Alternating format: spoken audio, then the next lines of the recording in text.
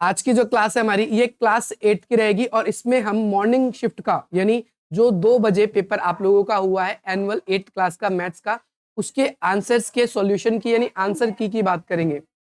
Answer की क्या answers होने चाहिए थे और जो बॉयज अब एग्जाम देंगे अगले दिन तो उनको किन किन क्वेश्चनों को अच्छे से करना है। तो बेसिकली ये बेसिक सी बात है, जैसे 2.5 घंटे का पेपर है और 60 नंबर का पेपर है। आप लोगों के लिए 5 खंड बन के आए हैं। पहला खंड जो है वो एमसीक्यू का है, दूसरा जो खंड है आप सभी का, दूसरा खा खंड जो है वो 2 मार्क्स के लिए है, तीसरा खंड 3 मार्क्स के लिए, चौथा खंड 4 मार्क्स के लिए और पांचवा खंड जो है उसका 5 मार्क्स के लिए। इसमें पाई का मान आप लोगों को क्या करना है, जब तक कहा ना जाए तो आपको 22/7 ही लेना है। और यहाँ से पहला क्वेश्चन आपकी स्क्रीन पर आ चुका है।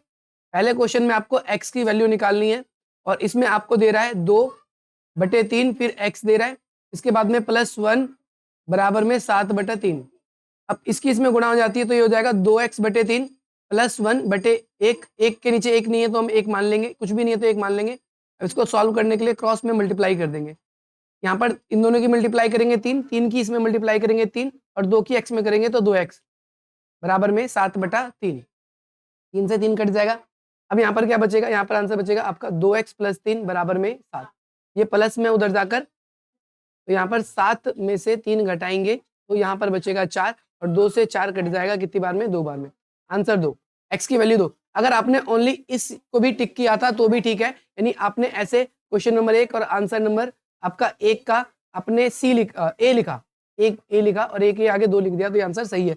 आपको जरूरी नहीं था इतना सॉल्व करना, बट मैंने बताया है आपको सॉल्व करके ताकि आपका अच्छे से आंसर हो जाए। अगले क्वेश्चन की तरफ मूव करते हैं। पहला क्वेश्चन हो गया। अगले क्वेश्चन में कहता है एक वर्ग का क्षेत्रफल जो है इतना दिया हुआ है तो इसकी भुजा की लंबाई क्या होगी। अब ध्यान से अच्छे से इसको सॉल्व आउट कर रहे हैं। वैसे तो हमने पहले वीडियो बना दी है, अच्छे से सॉल्व कर रहे हैं यहाँ पर बढ़िया तरीके से। वर्ग का क्षेत्रफल तो यहाँ पर लिखेंगे वर्ग का क्षेत्रफल आपको कितना दे रहा है 441 और आपका वर्ग का क्षेत्रफल का फॉर्मूला क्या होता है, भुजा का स्क्वायर यानी 441। भुजा हमें पता नहीं तो हमने x मान ली, x का स्क्वायर बराबर 441। अब आप बताओ क्या क्या 441 किसी का स्क्वायर होता है, तो बोलोगे 21 का स्क्वायर होता है, बिल्कुल होता है। तो आप इसको ऐसे काट सकते हो और कह सकते हो x का मान 21 आ गया। हमने x किसको माना है, हमने वर्ग की भुजा को माना है। यहाँ पर आप लिख भी सकते हो माना वर्ग की भुजा, वर्ग की भुजा आप क्या मान लोगे इसको x, ठीक है। तो आप कह सकते हो x का मान कितना आ गया 21। आपको ऑप्शन में कहीं 21 दिख रहा है, बी इसका राइट आंसर है, ठीक है भाई। अगला क्वेश्चन कहता है क्यूब रूट निकालो। जब भी क्यूब निकालना है तो आपको पेपर में हमेशा कंफ्यूज करने के लिए पॉइंट देगा। अरे पॉइंट को मत देखो, पॉइंट को मत देखो। आप देखो ये नॉर्मल नंबर क्या लिखा है, नंबर लिखा है 27। 27 किसी का क्यूब होता है, आपने कहा 3 का। लेकिन बोलोगे भैया इसमें एक दिक्कत है, इसमें अब देखो, अब इसमें पॉइंट था तो सिंपल वाला तो होगा नहीं। और जब क्यूब कह रहा है, क्यूब का मतलब होता है घन, घन का मतलब 3। 3 संख्या अगर पॉइंट किया है 3 संख्या से पहले से, यानी 3 बारी गुणा होने, 3 किसी एक संख्या से 3 बार गुणा हुई है तो 3 बार पॉइंट बनाए। ये सिंपली एक संख्या के आगे पॉइंट होगा। आप ऐसे भी रिलेट कर सकते हो कि एक संख्या के बाद जब ये है इसका क्यूब करेंगे हम तो ये क्यूब बनेगा 0.227। एक संख्या के बाद पॉइंट था, 3 बार ही था ये इसीलिए, ठीक है। तो 3 से रिलेट कर सकते हैं। अगला कहता है कि अनुपात निकालो। अनुपात निकालने का मतलब होता है रेशियो, रेशियो फाइंड करना है। बिल्कुल आसान सवाल है। कहता है 90 सेंटीमीटर का अनुपात निकालना है 1.5 मीटर में। तो सेंटीमीटर को मीटर में, यहाँ पर सेंटीमीटर या मीटर, तो गलत बात है। इसको भी सेंटीमीटर में और अनुपात लगाना है तो अनुपात, अनुपात 1 मीटर में कितने सेंटीमीटर होते हैं, 100 सेंटीमीटर, इसलिए 100। इसकी गुणा करेंगे तो यहाँ पर कितना आ जाएगा 150 सेंटीमीटर और यहाँ पर आ जाएगा 90 सेंटीमीटर। सेंटीमीटर से सेंटीमीटर कटा, 0 से 0 कटा, 3 के पाड़े में 3 बार में और 3 के पाड़े में ये 5 बार में। आप कहोगे ये इसका आंसर आ जाएगा 3:5। 3:5, ये डी ऑप्शन है आपका। अब कहता है ये तो बहुत आसान है। अब अगला फॉर्मूला पूछ दिया है। कहता है आधार की त्रिज्या आपको r दे रहा है और ऊंचाई दे रहा है आपको h। तो बेलन का कुल पृष्ठीय क्षेत्रफल, बेलन का कुल पृष्ठीय क्षेत्रफल निकालना है। अब देखो लड़कों की तुम्हारे पेपर में क्या क्या आ सकता है, जैसे इसमें क्या पूछा है, बेलन का कुल पृष्ठ। मैंने सुबह भी बताया था और उस एक वीडियो में भी बताया था, सारे फॉर्मूले लिख के दिए थे मैंने। बेलन का कुल पृष्ठीय क्षेत्रफल, तो ये क्या फॉर्मूला होता है 2πr और ब्रैकेट में r + h। जब आपको कहे कि वक्र या फिर पार्श्व, वक्र या पार्श्व पृष्ठीय क्षेत्रफल पूछे आपसे, तब आपको क्या करना है, ये किसका, बेलन का, बेलन की बात हो रही है तो 2πrh। अगर आपसे बेलन का आयतन पूछ ले, क्या पूछ ले, आयतन, वॉल्यूम, आयतन का फॉर्मूला होता है पाई आर स्क्वायर एच। ये आपको बिल्कुल अच्छे से नोट करना है जो आगे एग्जाम देने वाले हैं बॉयज। ध्यान देखो, आगे कहता है कि यदि मनोज ने 156 रुपए में 12 पेन खरीदे तो 7 पेन का मूल्य बताइए। देखो, अब ये भी बहुत कोई मुश्किल सवाल तो नहीं है, आसान सा सवाल है। बचपन से ही हमारे मम्मी पापा हमसे एक सवाल बोलते हैं, अच्छा बताओ 50 किलो चावल इतने का आया तो 1 किलो चावल कितने का होगा। तो ये वैसे वाले सवाल होते हैं, बिल्कुल आसान से। कहता है 12 पेन, 12 पेन की कीमत कितनी है? 12 पेन की कीमत दे रहा है हमें 156 रुपए। हमसे पूछ कितने का पेन का रहा है, तो हमसे बोल रहा है 7 पेनों का। हमें 7 पेन का बताना है, 7 पेन का।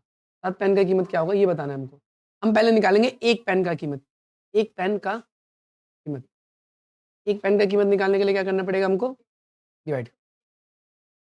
156 को हम 12 से डिवाइड करेंगे, 12 से काटेंगे कितनी बार में? 13 बार में। तो यानी एक पेन की कीमत हमारे सामने कितनी आ गई? एक पेन की कीमत, cost of 1 pen equals to 13 rupees. हमसे कितने पेन की पूछी? 7 पेन की, यानी 7 पेन, 7 गुणा 1, 7 गुणा 1 यानी 7 पेन बन जाएंगे। ऐसे इधर भी 7 से गुणा कर देंगे, 7 गुणा 13, तो 13 7 91, 91 रुपये हो जाएगा इसका आंसर। 91 रुपये हो जाएगा, बिल्कुल आसान। अगला कहता है एक समांतर चतुर्भुज जिसकी सभी भुजाएं समान होती है। देखो, समांतर चतुर्भुज जनरली ऐसा होता है, पैरेललोग्राम बोलते हैं इंग्लिश में, लेकिन इसकी सारी भुजाएं बराबर है। तो ऑप्शन में अगर वर्ग होता तो वर्ग भी लिख सकते थे, परंतु वर्ग तो है नहीं, है ना। तो इसमें हम क्या, पंचभुज तो हो नहीं सकता, समचतुर्भुज, अरे समचतुर्भुज हो जाएगा, यही आंसर है, यही आंसर है। ठीक है, वेरी गुड, यही आंसर है। कोई बात नहीं, काट दे तो क्या हो गया, सही है तो सही रहेगा। मेरे गलत कह रहे तो गलत थोड़ी होगा अगर तुम सही हो तो। मैंने ढंग से पढ़ा नहीं। अब ये सवाल ना बहुत कंफ्यूज करेगा, और मैं इस बात की गारंटी देता हूँ जो बच्चा पढ़ने वाला नहीं होगा 90% उसने ये सवाल गलत ही किया होगा। 90% बच्चे ने। सवाल बहुत आसान है, लेकिन बच्चों को आएगा नहीं तो कहेगा अरे भाई बहुत मुश्किल सवाल है। देखो सवाल क्या है, पहले सवाल लिख लेते। सवाल हमको देता है पहले क्यूब रूट दे रहा है, और इसमें दे रहा है 256। अब यहाँ पर कुछ नहीं लिखा तो स्क्वायर रूट है, और प्लस में 101। अब आपको पता होना चाहिए, आपको ही पता होना चाहिए 256 किसका स्क्वायर होता है? 16 का स्क्वायर होता है, प्लस ये किसका स्क्वायर होता है? ये 11 का स्क्वायर होता है। अब इन दोनों को प्लस करेंगे तो 27। अभी देखो 27 किसका क्यूब रूट होता है? इसको हम लिख सकते हैं 3 गुणा 3 गुणा 3। ध्यान से सुनना, ये जो बाहर छोटा सा 3 बना हुआ था इसका मतलब ये क्यूब रूट है। और जब किसी पे कुछ नहीं लिखा होता तो हम उसको स्क्वायर रूट बोलते हैं, उसमें 2 के जोड़े बनाने होते हैं। यानी 256 किसकी गुणा करके आया था? 16 गुणा 16। और ये 111, आप सोचोगे 11 में कैसे बदल गया था? 11 गुणा 11, ये 11 का जोड़ा बनता है, इसको बाहर निकाल लेते हैं। 16 का जोड़ा बनता है, उसको बाहर निकाल लेते हैं, जोड़ा बनाकर बाहर निकाल लेते हैं। ऐसे जब जिसके बाहर छोटा सा 3 लिखा हो तो उसमें 3 के जोड़े बनाते हैं, यानी 3 के जोड़े 3 बार बने, यानी इसका आंसर ओनली 3 होगा। क्या हो जाएगा? ओनली 3 हो जाएगा इसका आंसर। अगर यहाँ पर 4 गुणा 4 गुणा 4 बनता, यहाँ पर 4 नहीं लिखा होता, यहाँ भी 3 नहीं लिखा होता, यानी 3 के जोड़े बन रहे हैं, ऐसे 3 बार जोड़ा बन रहा है। इसका मतलब ये था, तब 4 होता, लेकिन इसका आंसर क्या होने वाला है? 3 होने वाला है। फिलहाल तो 3 ही होने का ना आंसर, ये आंसर है। अगला क्वेश्चन कहता है, अब ये भी बहुत आसान है, एक क्रिकेट टीम ने कुल मैच कितने खेले? एक सत्र में 20 मैच खेले। यहाँ पर पहले हम लिखेंगे नंबर ऑफ मैच, कुल मैचों की संख्या, पर लिखेंगे कुल मैचों की संख्या कितनी हो गई? 20। अब इसमें कहता है जीत का प्रतिशत कितना है उसका? जीत का प्रतिशत 25 है। सेम सवाल कराया था मैंने ऑनलाइन। जीत का प्रतिशत यहाँ पे लिखेंगे, जीत का प्रतिशत, जीत का प्रतिशत। एक बात बताओ, टोटल प्रतिशत कितना होता है हमेशा? 100। कुल तो हमेशा 100 ही रहता है, कुल तो हमेशा कितना रहता है? 100%। और भाई जीते कितने हैं? जीते हैं 25, तो हारे कितने होंगे? घटा दो, तो बोलोगे हारे 75%। हमसे यही पूछ रहा है, हारे का प्रतिशत बताओ। तो हमें कुल मैच गुणा हारे का प्रतिशत बराबर में आ जाएगा संख्या। तो कुल मैच कितने? 20, और हारे कितने? 75। परसेंट हटा के नीचे 2 जीरो। बोलोगे 25 के पाड़े में 3 बार में, 25 के पाड़े में 4 बार में, 4 के पाड़े में 5 बार में, और 5 की गुणा 3 में करेंगे, 5 दिया 15। 15 विल बी योर आंसर। 15 जो होगा आपका उत्तर होने वाला है। तो ये सेम सवाल मैंने कराया था ऑनलाइन, सेम टू सेम कराया था, और ये डिट्टो आ गया, सवाल बिल्कुल डिट्टो कराया था। जितने बच्चे सारी क्लासेस देख रहे हो वो सारी की सारी। अब देखो मैं आप लोगों के लिए और भी कुछ, आपकी चाहे गाइड हो, बुक हो, कुछ भी हो, मेरे को जो इंपॉर्टेंट लगेगा मैं उसे ऑनलाइन फिर डालूंगा। 1 नंबर के लिए, 3 नंबर के लिए, 5 नंबर के लिए। अब जो देखेगा उसका तो होगा भला, जो ना देखेगा भैया उसका फिर भी होगा भला, लेकिन उसके हिसाब से ही भला होगा बस। जो देखे उसका भी भला, और जो ना देखे उसका भी भला। ठीक है भाई, आप ही के हाथ में आपका भला। आप ज्यादा पढ़ोगे हमसे, किसी से भी पढ़ो। देखो ये सवाल है, इसको सॉल्व करना है। इसमें एक लाइन लिख दी इसने सर्व समीकरण का प्रयोग। अब बच्चा कर तो देगा, बच्चा एक क्या करेगा 502 गुणा 502, फिर घटाएगा 498 गुणा 498, पर ये गलत है। इसमें क्या करना है सर्व समीकरण का प्रयोग। अगर आपने ये किया है तो ये गलत किया है आपने, आपको ऐसे नहीं करना। आप हाँ बिल्कुल कराया था, मैंने बताया था आपको एक फॉर्मूला जिसमें बोलते हैं ए स्क्वायर माइनस बी स्क्वायर। अब फॉर्मूला क्या होता है, एक बार इसको प्लस में लिखते हैं और एक बार इसको पहली वाली संख्या को हम ए मानेंगे, दूसरी वाली संख्या को बी। यानी हम 502 प्लस 498 और यहाँ पर भी 502 प्लस और माइनस का 498, इन दोनों को घटाएंगे तो 4 और इन दोनों को जोड़ेंगे तो 1000, इन दोनों की गुणा करेंगे 4000। देखो कितने आसानी से निकल गया 4000। ठीक है,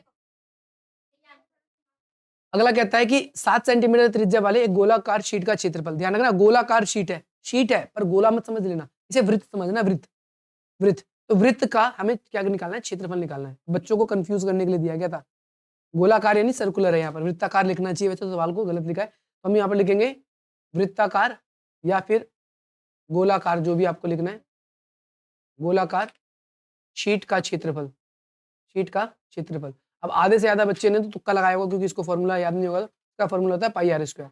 पाई की वैल्यू जब तक कहीं ना जाए आपको लेनी है 22/7, आर का मान आपको 7 दे रहा है, 7 का स्क्वायर 22/7 गुणा 7 गुणा 7। अब क्या करोगे 7 से 7 काट दोगे और यहाँ पर 22 गुणा 7, अब 154। अब यहाँ पर 154 तो आ गया, लेकिन दिक्कत क्या है, ऑप्शन में 154 इधर भी है और 154 इधर भी है। अब मेरी बात देखो, क्षेत्रफल हमेशा स्क्वायर में आता है, वर्ग में आता है, तो ये आंसर होने वाला है स्क्वायर, सेंटीमीटर स्क्वायर या मीटर स्क्वायर जिसमें भी आएगा, जो भी आपको यूनिट देगा, आपको क्षेत्रफल हमेशा ध्यान रखना है स्क्वायर में आएगा। तो इसका उत्तर, अगर जिन बच्चों ने थोड़ा सा ज्यादा भावी होकर 154 लिख दिया वो गलत है, वो ये वाला ठीक होगा, सी वाला गलत है। अच्छा दूसरी चीज, जिस बच्चे को मैंने बताया था चाहे ब्रैकेट के अंदर या कहीं पर कुछ भी हो जिसकी पावर 0 है, इसका मतलब एक ही होता है, कुछ मत देखो, इसका एक ही उत्तर होगा, एक ही उत्तर होना था इसका, कुछ मत देखो, उसका एक ही उत्तर होना। ठीक है, कुछ नहीं देखना क्योंकि इन सबकी पावर 0 है, सबकी पावर 0 है, तो एक ही आंसर होना था, सॉल्व ही नहीं करना था इसको। ये एक एक नंबर के 12 सवाल, इतने आसान जितने आसान चांद पे जाना। चलो ठीक है, ईमानदारी बहुत अच्छी बात है। कहता है अब देखो ये सवाल भी मैंने आपको कराया था कि नहीं, 100 को 10 विषम संख्याओं का योग बताओ। अब देखो घटाने वाली विधि आपको घटाने वाला याद है, इसमें कह रहा है विषम संख्या, विषम संख्या क्या होती है 1 3, इसमें योग करने के लिए कह रहा है, जोड़ने के लिए। तो अब 10 संख्याओं को जोड़ो, 10 यानी 1 3 5 फिर 7 9 11 13, कितनी हो गई 1 2 3 4 5 6 7 8 9 और एक और लिख देंगे, इसके बराबर में 100 लिख देना था, ये आंसर आ गया। 2 नंबर पक्के थे, इतना सा काम करना था, इतना सही करना था आपको। देखो अगला, अगला कहता है आकृति कहता है आकृति में x का मान ज्ञात कीजिए। अब आपको पता होना चाहिए आकृति में x का मान कैसे निकलेगा, ये एक सीधी रेखा है, ये भी 90 डिग्री, ये सीधी रेखा है, ये 130 डिग्री, क्योंकि दोनों का मान 180 होना चाहिए, ये सीधी रेखा है, ये 70 डिग्री। अब बताओ चतुर्भुज के चारों कोणों का जोड़ 360 होता है, 360 इन सबका टोटल करोगे 290, 360 में से माइनस कर दो 70, इसका मान आ गया 70। बताओ ये भी सीधी रेखा है, इसको भी 180 होनी चाहिए और 180 होने के लिए इसको कितना बनना पड़ेगा 110 बनना पड़ेगा, 110 आंसर होगा। अब यही क्वेश्चंस आपके हिंदी में और इंग्लिश में दिए हुए जो अभी हमने सॉल्व किया। अब पाइथागोरियन ट्रिक मैंने बताई थी, देखो आगे। अब इसमें एक मैंने फॉर्मूला बताया था 3 4 5, देखो 3 का दुगना कितना होता है 6, 4 का दुगना कितना होता है 8 और 5 का दुगना होना चाहिए 10, परंतु इसने 5 दिया ही नहीं, इसने 10 दिया ही नहीं, इसने 4 और 6 तो दे रखे, देखो 4 और 8 तो दे रखे, सॉरी 6 और 8 तो दे रखे हैं, इसने क्या नहीं दे रखा, इसने 10 नहीं दे रखा, 10 की जगह x+1 लिख रखा है, तो लिख देते हैं 10। अब ये प्लस में तो उधर जाकर माइनस में, 10 - 1 x बराबर 9 आना चाहिए। अब इसका मान याद करना, ये भी आसान सवाल है, 108 ये नंबर याद रखना, बताना तुम लोग क्या क्या लिखा है, 108 लिखा है, प्लस में 154 और प्लस में 225, 154 फिर प्लस में 225 और इन सब पे रूट है। देखो दो आपका स्क्वायर याद होना चाहिए। अच्छा ये भी याद रखना है कि इस वाले का जो स्क्वायर रूट है वो इसके ऊपर चढ़ा हुआ है, तो ये 15 का होगा, प्लस सिंपल 15 लिखा जाएगा और 154 इस पूरे पे रूट, प्लस का 108 और इस पूरे पे रूट। अब इन दोनों को प्लस करेंगे तो कितना आ जाएगा, प्लस 169, यहाँ पर 108 और ये 13 का स्क्वायर हो जाता है, प्लस 108। अब इसको भी प्लस करोगे तो ये आ जाएगा 121 इस पूरे पे, इन दोनों को प्लस करेंगे तो ये 11 का स्क्वायर। देखो आंसर कितना हो जाएगा आपका 11। इतना आसान सवाल था, 11 आंसर है। कोई भी कर लो, आप नीचे वाला कर लो या ऊपर वाला कर लो। अगले वाला तो और आसान है, इसको हल करने के लिए कह रहा है, अगले वाले को हल करने के लिए कह रहा है। अब मन के अंदर आप लोगों के लड्डू फूट रहे हैं, मेरा सवाल सही गया या मेरा सवाल गलत गया। देखो ये माइनस में इधर जाके किस में हो जाएगा, 1 की गुणा x में करेंगे तो हम सिंपल लिख सकते हैं x/4। ये माइनस में तो प्लस में 7 + 3। अब बोलोगे 7 और 3 को जोड़ेंगे तो 10 बन जाएगा। यहाँ पर x/4, ये भाग में तो गुणा में चला जाएगा, x बराबर 10 × 4। x बराबर आंसर क्या आ जाएगा आपका 4 दाम 40। x का मान आ जाएगा 40। इतना आसान सवाल था ये पांचवा भी। अब थोड़े से बढ़िया सवाल है, कहता है ये भी सवाल मैंने कराया था, वह छोटी से छोटी संख्या ज्ञात कीजिए जिसमें 256, हाँ 256 गुणा करके क्या आ जाए, क्यूब आ जाए। तो कैसे निकालेंगे, 256 की किस संख्या में गुणा करें कि वह पूरा एक क्या बन जाए, परफेक्ट क्यूब बन जाए। 256 क्यूब बन जाए तो हम x मानेंगे। क्यूब के लिए 3 के जोड़े होते हैं, 3 के जोड़े बना लो। 256 इसका एलसीएम लो, जैसे मैं 4 से ले रहा हूँ, पहले मान के चलो 4 से लेंगे तो 4 × 24, एक गया 4 × 16, फिर 4 से किया मैंने तो क्या आ जाएगा 4 से 16, फिर 4 से किया, 4 से करेंगे तो 4, फिर 4 से करेंगे 1। देखो 4 की तो क्यूब बन गई, लेकिन इसका नहीं बना। इस 4 को क्या लिख सकता हूं मैं, ये जो 4 है इसको क्या लिख सकता हूं मैं, 2 × 2। यानी अगर मेरे को क्यूब का लिए एक और जोड़ा बनाना है, एक की कमी है, किसकी कमी, 2 है, 2 है, यहाँ पर 2 ही चाहिए मुझे, एक और 2 की कमी है, यानी मैं कह सकता हूँ 2 से ही मल्टीप्लाई करूंगा तो बन जाएगा, ये भी हो जाएगा। अब ये वाला क्वेश्चन में मेरे को डाटा लग रहा है थोड़ा सा आपका गलत आया, ध्यान से देखो डाटा गलत क्यों आया, ये कट नहीं रहा है। मैंने लाइव भी जब आप लोगों को कराया था तभी भी उसमें मैंने बताया था ये डाटा थोड़ा सा गलत है, हो सकता है फ्रैक्शन में ही आए तो कोई दिक्कत नहीं। क्वेश्चन में कहता है कि 6% का लॉस हुआ है, लॉस कितने परसेंट का हुआ है, लॉस परसेंट है 6% है, और उसे बेचा कितना है, बेचा कितने में, सेलिंग प्राइस इसका क्या है 987, हमसे कॉस्ट प्राइस पूछ रहा है, यानी इससे हमें क्रय मूल्य पूछ रहा है और विक्रय दे रहा है हमको। देखो क्रय मूल्य विक्रय मूल्य, लॉस हो रहा है तो मतलब घाटा हो रहा है, हमें पता नहीं कॉस्ट प्राइस क्या है, हमने एक्स मान लिया और 6% घाटे में बेचा है। 6% घाटे में बेचने का मतलब है 100% में से 6% कम हो जाएगी कीमत उसकी, ठीक है। तो 94% में बेचा है, परसेंट हटा के नीचे हम 20 बराबर में 987, ये भाग में है तो इधर गुणा में चला जाएगा, ये गुणा में तो भाग में, x बराबर क्या आ जाएगा 987 × 100 बटे में 94। अब इन दोनों को भाग करना है एक बार आप, इससे भाग होगा, कैलकुलेटर से करके देख लेना और 100 से गुणा कर लेना, आंसर आ जाएगा आपका। आगे सवाल देखते हैं, ये वाला भी हो गया। अब 8वें नंबर सवाल पे देखो, अब इसमें 3 नंबर का क्वेश्चन है, एक समलम आकार का खेत है। अब देखो समलम का भी क्वेश्चन आ ही रहा है भाई, लड़के ध्यान से देखना। समलम होता क्या है, ऐसे और ऐसे, उसके बीच में होती है ऊंचाई, इसे हाइट बोलते हैं। ये होता है आपका ए, ये होता है बी। अब इसमें समलम में हमें हाइट चाहिए होती है, ए चाहिए होता है और बी चाहिए होता है। तो हमें इसमें इसकी हाइट अगर देखें तो हम 100 मीटर की हमें दे रहा है, लंबवत दूरी इनकी बीच की दूरी, लंबवत दूरी मतलब यही होती है, ये दे रहा है हमें 100 मीटर। और इसके बाद में हमें इसका क्या कहता है, एक भुजा की लंबाई दूसरी के दुगनी है, जैसे हमने इसको x मान लिया तो दूसरे को क्या मानना पड़ेगा 2x। और इसका दे रहा है हमें समलम का क्षेत्रफल दे रहा है, समलम का कितना दे रहा है 10800, शायद ये दे रहा है, कोई बात नहीं मैंने गलत लिखा है, गलत नहीं दे रहा है, सही दे रहा है, यहाँ पर 5 है। ओके, अब इसका फॉर्मूला क्या होता है, 1/2, यहाँ पर a + b, यहाँ पर h बराबर 10500, 1/2, a की वैल्यू क्या है x और b की वैल्यू 2x और h की वैल्यू क्या है 100 बराबर में 10500। देखो x, 1x और 2x कितना हो जाएगा बेटा 3x। अगर ये कटता है तो इसको आप काट दीजिए, 2 से इसको मैंने ऐसे काट दिया 50 से, बराबर में क्या आ गया 10500। अब देखो क्या है, यहाँ पर देखो ध्यान से, 3 × x × 5 बराबर में 10500, 50। 1 0 से 1 0 काट सकते हो आप यहाँ पर, बीच वाला मत काट देना, कभी बीच वाला काट दो, साइड वाला काट सकते हैं। देखो 3 और 5 की गुणा करेंगे 15, x बराबर में 105 बटे में 15, और 5 से काटेंगे इसको, x बराबर में 7।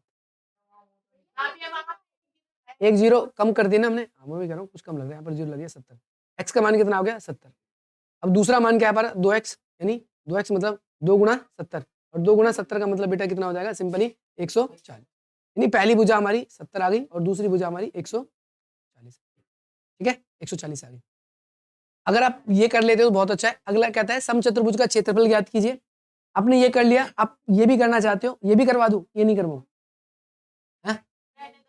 रहने दो अभी, क्योंकि इसको जल्दी कर लेते हैं, इसको थोड़ा सा ना करा रखा है वैसे मैंने लाइव वाले में, आप उसमें से देख लेना। कहता है निम्नलिखित रैखिक समीकरण को सरल और हल कीजिए। अब ये बहुत ही आसान सवाल है, लेकिन बहुत अच्छा सवाल है। सवाल में आपको क्या देता है? सवाल में देता है 2y माइनस का 3 बटे में 4, फिर यहाँ पर आपको देता है माइनस 3y माइनस 5 बटे में 2 और बराबर में y प्लस 3/4। बस ये दे रहा है, इसके नीचे कुछ नहीं तो एक मानेंगे। देखो इस पूरे की गुणा इसमें, इस पूरे की गुणा इसमें, इन दोनों के आपस में, इसकी गुणा इसमें, इसकी गुणा इसमें, इसके आपस में। ये 4 लिखा है, y मत समझ लेना, 4 लिखा है, ठीक है।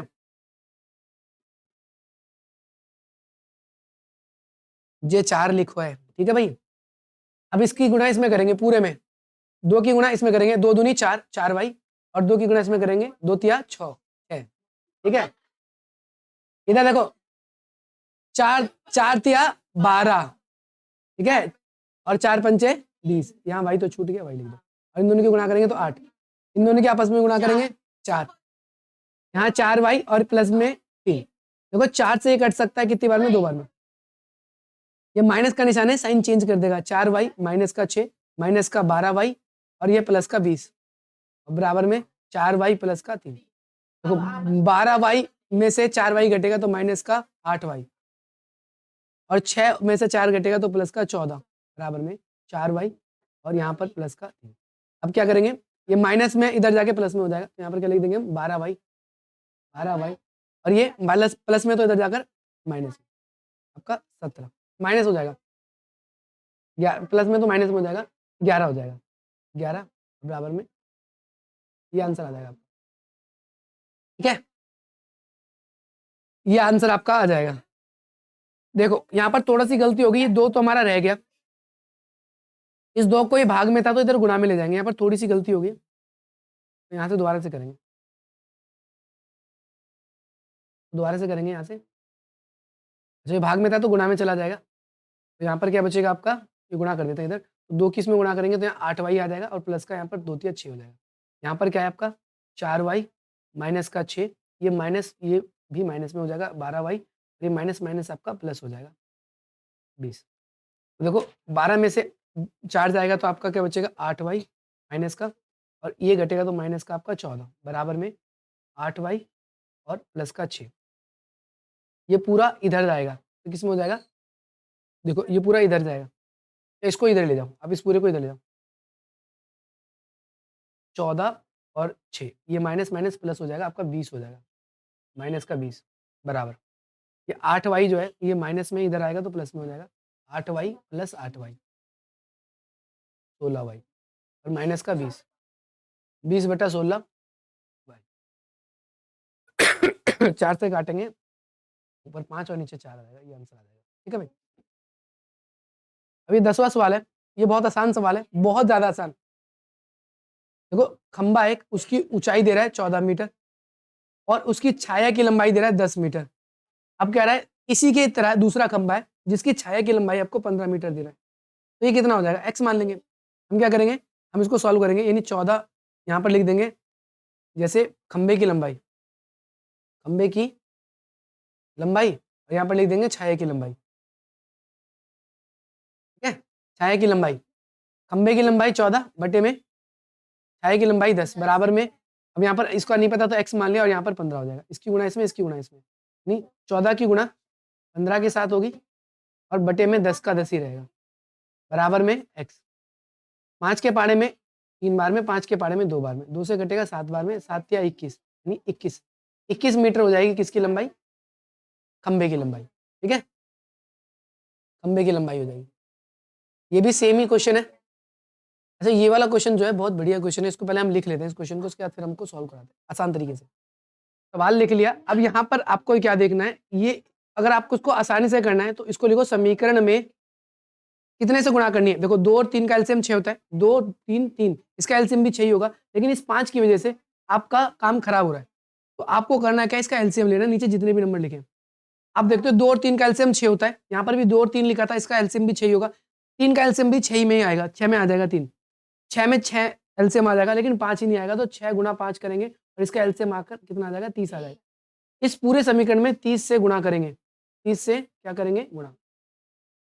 तो 30 से इसमें भी गुणा करेंगे, 5 गुणा 30 एम स्क्वायर माइनस एम बटे 3, और इसमें भी 30 से गुणा करेंगे, प्लस 5 बटे 2 और इसको भी 30 से गुणा करेंगे, माइनस इसको भी 30 से गुणा करेंगे, 30 बटा 2 माइनस एम स्क्वायर बटे 3, इसको भी 30 से गुणा करेंगे, यहाँ पर 1 बटा 3, इसको भी किससे गुणा करेंगे, 30 से। जो लास्ट में जो लिखा है इसको भी हम किससे गुणा करेंगे, 30 से। इसको मैं रफ कर रहा हूँ,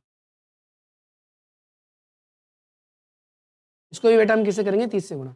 यहाँ पर -2 गुणा 2 एम स्क्वायर, इसको भी 30 से गुणा, माइनस 1 बटा 6, इसको भी 30 से गुणा, और ये m बटे 5 जो है इसको भी हम किससे करेंगे, 30 से गुणा करेंगे। लास्ट में 30 से गुणा हो रही है, गुणा 30 लिख दिया मैंने यहाँ पर। देखो 30 से गुणा होगी तो यहाँ पर आ जाएगा 150 एम स्क्वायर, 30 से इसको काटेंगे तो 10, 10 की m में गुणा करेंगे 10 m, इसको इससे गुणा करेंगे 15, तो यहाँ पर आ जाएगा 15 पचे 75, प्लस है तो प्लस, माइनस यहाँ पर माइनस, इसको इससे काटेंगे 15, 15 m माइनस 30 से इससे काटेंगे तो 10 m स्क्वायर, इसको काटेंगे तो यहाँ पर भी माइनस का 10, इसको इससे गुणा करेंगे 2 m स्क्वायर और 30 को, तो इसके बाहर कौन सा निशान है, प्लस का, प्लस 60 m स्क्वायर, लेकिन यहाँ माइनस का निशान। 6 से इससे काटेंगे 5 तो माइनस का 5, और 5 से इसको काटेंगे 30 को तो 6 m। अब देखो सारा बटा ही खत्म हो गया। अब यहाँ पर साइन चेंज करना है, साइन चेंज कैसे करेंगे, पहले इसको सेम लिखेंगे 150 m square minus 10 m plus 75, minus हो जाएगा 15 m, माइनस का माइनस माइनस प्लस हो जाएगा 10 m स्क्वायर, माइनस वाला प्लस हो जाएगा, प्लस 10 हो जाएगा सिंपल।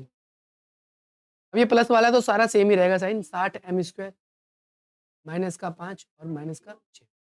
अब स्क्वायर वाला पहले देख लो, सॉल्व कर लो, यहाँ भी स्क्वायर है, यहाँ भी स्क्वायर है, और यहाँ भी स्क्वायर है।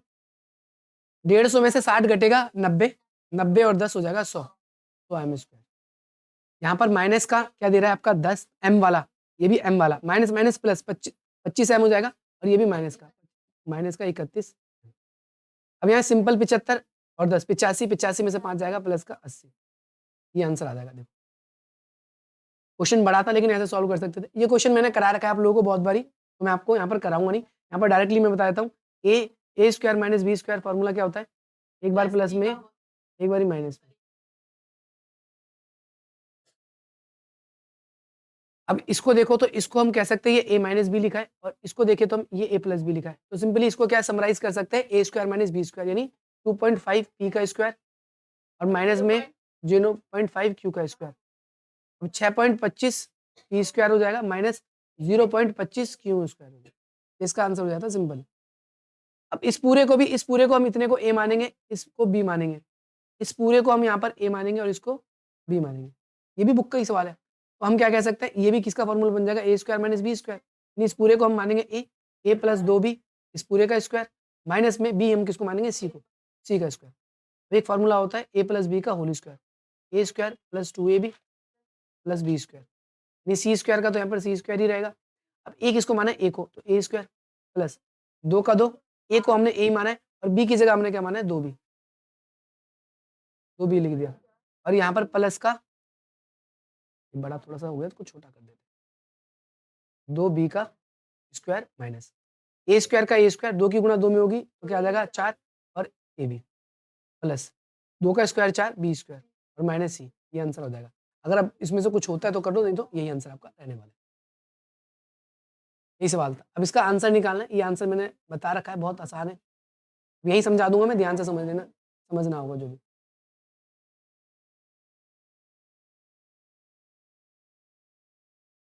देखो ध्यान से, ये 90 डिग्री है तो ये भी 90 डिग्री होगा, ये 90 डिग्री है तो ये भी 90 डिग्री, ये 90 डिग्री है, ये 40 डिग्री है। त्रिभुज के तीनों कोणों का जोड़ 180 होता है, तो यहाँ पर 50 डिग्री हो जाएगा। समांतर चतुर्भुज है, इसकी सामने भुजा जितना ये है उतना ये होगा, ये भी 50 डिग्री, तो ये 90 था, ये 50 है, 140 हो गया, तो ये 40 डिग्री होगा।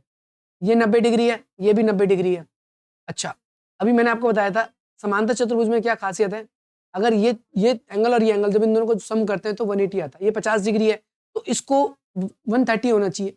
ये 40 है, ये 40 है, 80 है तो ये 50 होगा, तब जाके ये पूरा 130 बनेगा। ये 50 निकल गया। हमें वैसे तो इन दोनों की वैल्यू बतानी थी, इन दोनों की वैल्यू बता दी है। इसका गुणनखंड करना है, ये बहुत आसान सवाल है। आप लोगों को मैंने बता रखा है सी स्क्वायर माइनस का 4c और माइनस 12। इधर कुछ नहीं, एक मानेंगे, इसकी गुणा लास्ट वाले में करेंगे, 1 गुणा 12, 1 गुणा 12, 12 आ जाएगा। बीच वालों को ऐसे ब्रेक करेंगे, तो यहाँ मैंने माइनस 6c और यहाँ पर प्लस 2c, इधर 12 और इधर सी स्क्वायर, दोनों में से कॉमन ले लेंगे c, यहाँ पर c बचेगा, यहाँ पर 6 बचेगा। इन दोनों में कॉमन क्या लेंगे, 2, c बचेगा, यहाँ 6 बचेगा। एक बार इसको लेंगे कॉमन पार्ट c माइनस 6, एक बार लेंगे c प्लस 2, प्लस 2। अच्छा, v की पावर 4 और ये किसका स्क्वायर होता है, ये 16 का स्क्वायर होता है। ये माइनस का निशान है, माइनस लेंगे, 16 भी तो किसी का स्क्वायर होता है। हम v की पावर 4 माइनस 4 की पावर 4 भी तो लिख सकते हैं। हो गया बस। अगला जो क्वेश्चन है ये 5 नंबर के क्वेश्चन है और इसमें आपसे सिंपली बहुत आसान क्वेश्चन पूछे गए। जैसे इसमें कहता है विद्यालय में बिताए गए घंटे और टीवी देखने के समय का अनुपात। विद्यालय में पहली बात तो कितने घंटे बिताए, ये देखो विद्यालय में 6 घंटे बताए और टीवी देखने का कितना 2, तो इसका अनुपात निकालना है 3:1 आ जाएगा। सिंपल, पहले का आंसर ये। दूसरे का आंसर कहता है गृह कार्य में बिताए गए और अन्य क्रियाकलाप यानी अन्य गतिविधियां, तो ये कितनी है 4, और विद्यालय में गृह कार्य करने में 1.5, 1.5, तो क्या हो जाएगा 1.5। पॉइंट खत्म करने के लिए हम क्या करेंगे, दोनों तरफ 10 से गुणा कर देते हैं। पॉइंट अगर कभी भी हो आपको तो क्या करना है, 1.5 गुणा 10 और इधर भी 4 गुणा 10, तो यहाँ पर क्या हो जाएगा आपका 40 और यहाँ पर 15, 3:8 आ जाएगा। 5 से भाग करेंगे इसको तो 3:8 आ जाएगा। अगले का तीसरे में कहता है गृह कार्य में बताए गए और पूरे घंटे का गृह कार्य में कितना किया उसने, गृह कार्य इसमें देख लो आप 1.5 और पूरे दिन का कितना था 24, इसको बटे में 0, 15/240, 5 से 3 बार में और 5 चौक 20, 5 अट्ठे 40, 5 चौक 20, 5 अट्ठे 40 और प्रतिशत 3 एकम 3 और 16, 1/16 यानी 1:16 कह सकते हो। अनुपात ज्ञात करना था। ये पूरा हो गया। सोने में बिताए गए, सोने में कितना समय बिताया 8 घंटे और पूरा दिन में कितना होता है 24, तो 1:3, सिंपल आ गया। 14 नंबर हो गया। अब 15 नंबर में क्या है, इसमें योग ज्ञात करना है किसका, त्रिज्या का और ऊंचाई का। त्रिज्या 7 है और ऊंचाई कितनी दी हुई है आपको 15, 7 और 15 कितना हो जाएगा आपका 22, ये आंसर आ गया। वक्र पृष्ठ क्षेत्रफल निकालना है, फॉर्मूला होता है 2πRh। 2 का 2, पाई की वैल्यू 22/7, आर का मान 7 और एच का मान 15, 7 से 7 कट गया, 22 दूनी 44, 44 की 15 में गुणा कर दो, 15 चौक 60 की 0, आंसर लगी 6, 15 चौक 60 और 6 66, ये आंसर आ जाएगा। आयतन निकालना है तो आयतन का फॉर्मूला होता है πr²h। पाई की वैल्यू 22/7, 7 गुणा 7, एच का मान 15, 7 से 7 कट गया, 22 चौक 22 सत्ते 154 गुणा 15, इसकी गुणा कर देना आपका, इसका भी आंसर आ जाएगा। अब अगला ग्राफ का लास्ट क्वेश्चन है। इसमें आपसे पूछा गया है किस वर्ष सबसे ज़्यादा बिक्री हुई है, तो सन 2005 में ज़्यादा बिक्री हुई है, इसका उत्तर 2005 है। किस वर्ष सबसे कम हुई है, कम भी देख लो, 2002 में सबसे कम हुई है। अगला कहता है 2005 और इसका कुल बिक्री याद कीजिए 2005 में और 2006 में। 2005 में कितनी हुई है 10 यूनिट और इसमें कितनी है 8 यूनिट, तो 18 यूनिट हो जाएगी। और दोनों का अंतर निकालना है 2002 में और 4 में। 2002 में कितना है 4 और 2004 में कितना है 6, तो 4 और 2 को 6 का अंतर करेंगे 2, -2। ये पूरा पेपर आपका हो गया सॉल्व।